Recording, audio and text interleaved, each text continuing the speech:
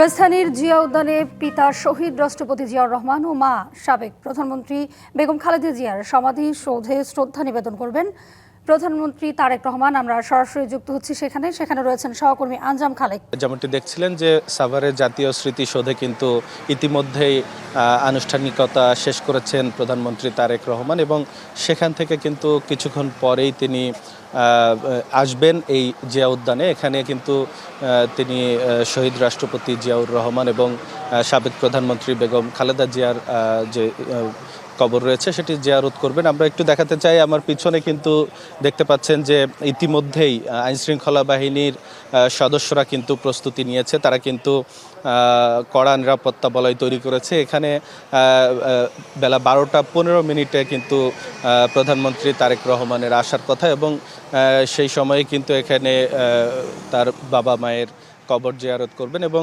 সেই কবর জিয়ারত অনুষ্ঠানে কিন্তু মন্ত্রিপরিষদের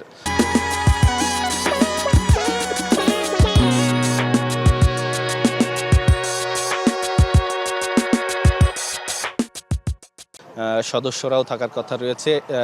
হাবিবা, আপনাকে জানিয়ে রাখতে চাই যে এটি কিন্তু এই বিএনপি সরকার গঠনের পর প্রধানমন্ত্রী তারেক রহমানের প্রথম সফর এবং এই এখানে আনুষ্ঠানিকতা শেষ করে কিন্তু তারেক রহমানের যাওয়ার কথা রয়েছে সচিবালয়ে। সেখানে মন্ত্রিপরিষদ বিভাগের সদস্যদের সঙ্গে বৈঠক রয়েছে। সেখানে সেই বৈঠকটিও কিন্তু বিশেষ গুরুত্ব দেওয়া হচ্ছে, কারণ এটি হচ্ছে বিএনপি সরকারের প্রথম মন্ত্রিপরিষদের বৈঠক এবং সেই বৈঠকের পরে কিন্তু সচিবদের সঙ্গেও একটি বিশেষ সভায় মিলিত হবেন তারেক রহমান। সেখানেও কিন্তু গুরুত্বপূর্ণ বিভিন্ন বিষয়ে আলোচনা হওয়ার কথা রয়েছে। তো আমরা এখনও কিন্তু এখানে দেখতে পাচ্ছি যে আইনশৃঙ্খলা বাহিনীর সদস্যরা, বিজিবি, পুলিশ, সেনাবাহিনী এবং এসএসএফের সদস্যরা কিন্তু এই এলাকার আইনশৃঙ্খলা নিয়ন্ত্রণ করছেন এবং কঠোর নিরাপত্তা বলয় কিন্তু তৈরি করেছেন। সকাল থেকে আমরা দেখেছি যে এই জিয়া উদ্যান এলাকায় কিন্তু সাধারণ জনগণকে ঢুকতে দেয়া হচ্ছে না এবং পুরো জিয়া উদ্যান এলাকা কিন্তু কঠোর নিরাপত্তার মধ্যে রাখা হয়েছে। এখানে কিন্তু আমরা দেখতে পাচ্ছি যে অল্প কিছু সংখ্যক বিএনপি নেতাকর্মীরা কিন্তু এখানে এসেছেন, তবে তারাও কিন্তু এই জিয়া উদ্যানের গেট কিংবা আশপাশের অবস্থান করছেন। তারা ভেতরে ঢুকতে পারছেন না, কাউকেই ভেতরে ঢুকতে দেওয়া হচ্ছে না।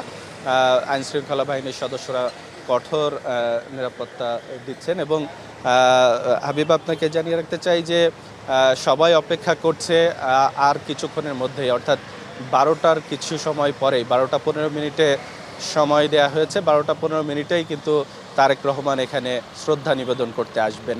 হাবিবা, এখানকার সর্বশেষ খবর এটাই। জি, ধন্যবাদ আপনাকে।